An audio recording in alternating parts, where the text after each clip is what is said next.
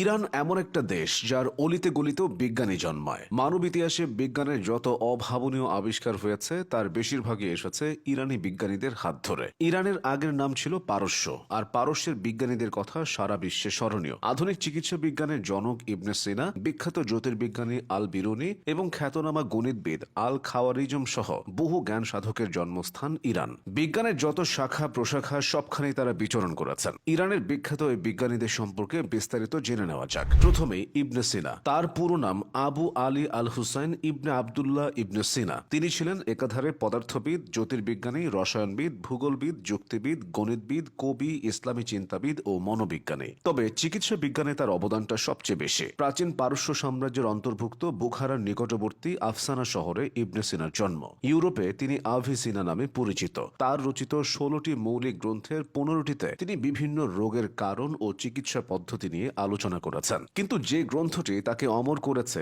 তার নাম কানুন ফি তিব, যা ছিল 5 খণ্ডে এবং 800 পরিচ্ছেদে। ইউরোপে এটি চিকিৎসা বিজ্ঞানের বাইবেল নামে সর্বাধিক পরিচিত। এই জন্য ইবনে সিনাকে অনেকে চিকিৎসকদের চিকিৎসক বলে অভিহিত করেন। চিকিৎসা শাস্ত্রে আরেকজন বিখ্যাত বিজ্ঞানীর নাম আল রাজি। পুরো নাম আবু বকর মোহাম্মদ ইবনে জাকারিয়া আল রাজি। আল রাজি 841 খ্রিস্টাব্দে ইরানের তেহরানে জন্মগ্রহণ করেন। তিনি ছিলেন একজন দক্ষ চিকিৎসক এবং দার্শনিক। তিনি চিকিৎসাবিদ্যা, আলকেমি, পদার্থবিদ্যা এবং অন্যান্য বিষয়ের উপর 184টিরও বেশি বই লিখেছেন। তার অন্যতম আবিষ্কার হল সালফিউরিক অ্যাসিড। এছাড়া তিনি ইথানল উৎপাদন, বিশোধন ও চিকিৎসায় এর ব্যবহার প্রক্রিয়া আবিষ্কার করেন। লাতিন ভাষায় আল রাজির নাম রাজেস বা রাজেস। জীবদ্দশায় তিনি বহু দেশ ভ্রমণ করেছিলেন। বিজ্ঞানী আল বিরুনির নামটা সারা বিশ্বে আলাদাভাবে উচ্চারিত হয়। মুসলিম বিশ্বের অন্যতম এই মনীষীর জন্ম ইরানে। তার পুরো নাম আবু রায়হান আল বিরুনি। তিনি জীবনের বেশিরভাগ সময় কাটিয়েছেন মধ্য এশিয়ায়। আল বিরুনি ভূবিদ্যার অন্যতম পথিকৃৎ। তিনি বিভিন্ন ধরনের ধাতু সংগ্রহ করে সেগুলো পরীক্ষা করেছিলেন। একাদশ শতাব্দীতে তিনি তার বর্ণময় কর্ম এবং বিভিন্ন বিষয়ে গবেষণায় নতুন এবং উল্লেখযোগ্য অগ্রগতি অর্জন করেন। আল বিরুনি আবিষ্কার করেছিলেন কিভাবে পৃথিবী তার কক্ষপথে ঘূর্ণায়মান।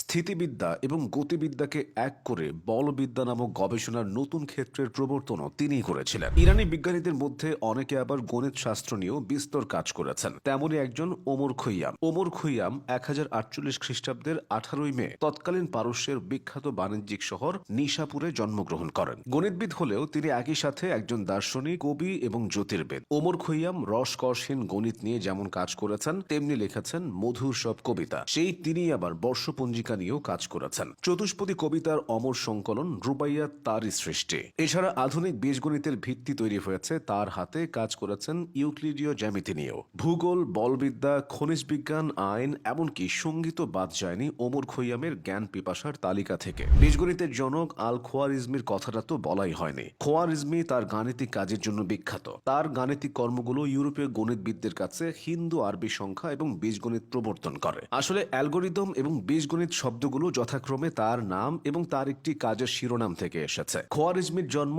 ইরানের খোয়ারজমে, তবে তিনি বসবাস করতেন বাগদাদে। আধুনিক সময়ে এসেও বহু ইরানি বিজ্ঞানী তাক লাগানো সব উদ্ভাবনে কাজ করেছেন। তেমনই একজন হলেন আলী জাভান। আলী জাভান একাধারে একজন পদার্থবিদ এবং উদ্ভাবক। তিনি 1926 সালের 26শে ডিসেম্বর ইরানের তেহরানে জন্মগ্রহণ করেন। গ্যাস লেজার উদ্ভাবনের অন্যতম পথিকৃৎ হিসেবে এবং লেজার প্রযুক্তিতে গুরুত্বপূর্ণ অবদানের জন্য তার নামটা স্মরণীয়। আলী জাভান 1961 সালে অপটিক্যাল হেটেরোডাইন বিটের প্রথম প্রদর্শন করেন, যা লেজারের সাহায্যে করা হয়েছিল। তিনি লেজার স্পেকট্রোস্কোপি এবং আলোর বেগ পরিমাপের ক্ষেত্রেও অবদান রেখেছেন। যুগে যুগে এভাবেই ইরানি বিজ্ঞানীরা উদ্ভাবনী প্রতিভায় বিশ্বকে এগিয়ে নিয়েছেন।